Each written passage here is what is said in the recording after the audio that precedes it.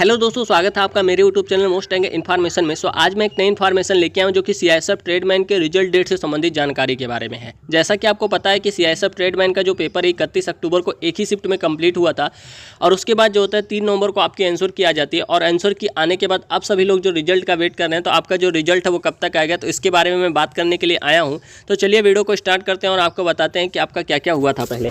तो आपका जो था सबसे पहले जो हुआ था आपका सबसे पहले जो हुआ था 31 अक्टूबर को आपका पेपर हुआ था, वो भी एक शिफ्ट में, सेकंड शिफ्ट में आपका पेपर जो होता है कंप्लीट करा लिया था। 31 अक्टूबर को पेपर कंप्लीट कराने के बाद जो होता है 3 नवंबर को आपकी आंसर की आ जाती है। 3 नवंबर को आंसर की आ जाती है और आंसर की आने के बाद सभी ने आंसर की मैच किया और कुछ में शिफ्टों में 1-2 क्वेश्चन गलत भी थे, तो उसके भी जो होता है नंबर आपको प्लस मिल जाएंगे। उसके बाद क्या हुआ, इसमें कैंडिडेट की अगर हम संख्या देखें तो 33,000 टोटल कैंडिडेट थे, जिसमें मेल कैंडिडेट जो होता है, मेल कैंडिडेट 31,000 है वहीं पे जो होता है, और फीमेल कैंडिडेट की अगर हम बात करें तो फीमेल कैंडिडेट जो होते हैं 2,000 कैंडिडेट है। ठीक है, 2,000 कैंडिडेट है, तो इसमें कंपटीशन काफ़ी हद तक कम है।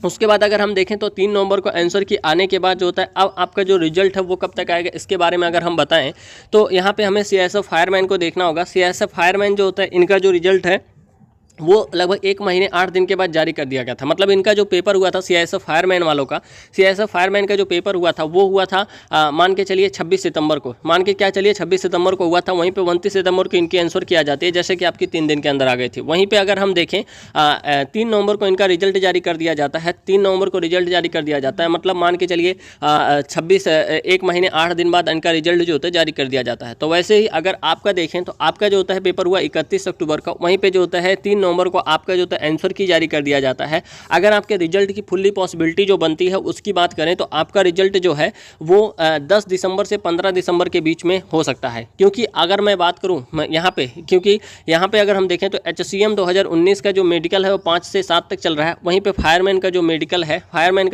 है, मान के चलिए 8 से लेके 11-12 तक चलेगा। तो इससे ये पहले, मतलब ऐसा नहीं बनता कि इससे पहले जो होता है आपका रिजल्ट आएगा। जब तक इन लोग का पूरा प्रोसेस जो कंप्लीट नहीं हो जाएगा तब तक मुझे नहीं लगता आपका रिजल्ट आना चाहिए। लेकिन पॉसिबिलिटी भी लगती है, क्योंकि सीआईएसएफ जो है मिशन मोड में काम कर रहा है, तो मुझे लगता है कि ये भी हो सकता है कि आपका रिजल्ट भी जारी हो सकता है। लेकिन मान के चलिए 10 तारीख तक तो नहीं जारी होगा। ठीक है, मतलब नहीं जारी होगा 10 तारीख तक।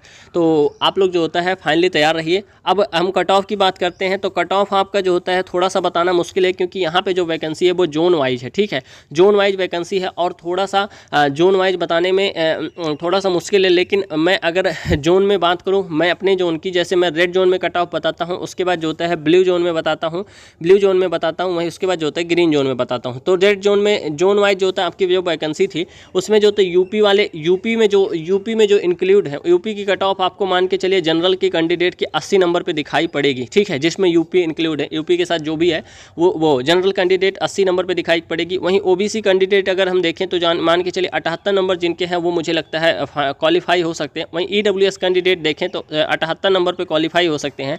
एससी कैंडिडेट की बात करें तो 76 नंबर जिन कैंडिडेट हैं वो क्वालिफाई हो सकते हैं। एसटी कैंडिडेट 74 नंबर पे क्वालिफाई हो सकते हैं।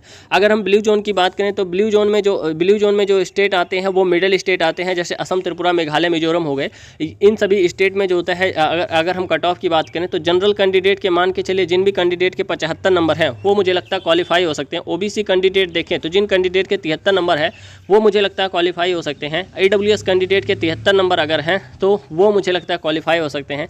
एससी कैंडिडेट का देखें तो 71 नंबर जिन कैंडिडेट के हैं वो क्वालिफाई हो सकते हैं। वहीं एसटी कैंडिडेट का देखें तो जिन कैंडिडेट के 69 नंबर है वो मुझे लगता है क्वालिफाई हो सकते हैं। अगर हम ग्रीन जोन की बात करें तो जो साउथ वाले आते हैं ग्रीन जोन में जो साउथ वाले स्टेट आते हैं, जैसे तमिलनाडु, कर्नाटक, केरल, महाराष्ट्र, गोवा, गुजरात, ये सभी जो स्टेट आते हैं इनकी जो कट ऑफ वो काफ़ी लो देखने को मिलती है। तो जनरल कैंडिडेट जिन भी कैंडिडेट के 65 नंबर हैं वो मुझे लगता है ये क्वालिफाई हो सकते हैं। ओबीसी कैंडिडेट जिन भी कैंडिडेट के 63 नंबर हैं वो मुझे लगता है क्वालिफाई हो सकते हैं। ईडब्ल्यूएस कैंडिडेट जिन भी कैंडिडेट के 63 नंबर हैं वो मुझे लगता है क्वालिफाई हो सकते हैं। वहीं एससी कैंडिडेट का देखें तो जिन भी कैंडिडेट के 61 नंबर हैं वो मुझे लगता है क्वालिफाई हो सकते हैं। और एसटी कैंडिडेट का देखें तो जिन कैंडिडेट के मान के चलिए 59 नंबर है वो मुझे लगता है क्वालिफाई हो सकते हैं।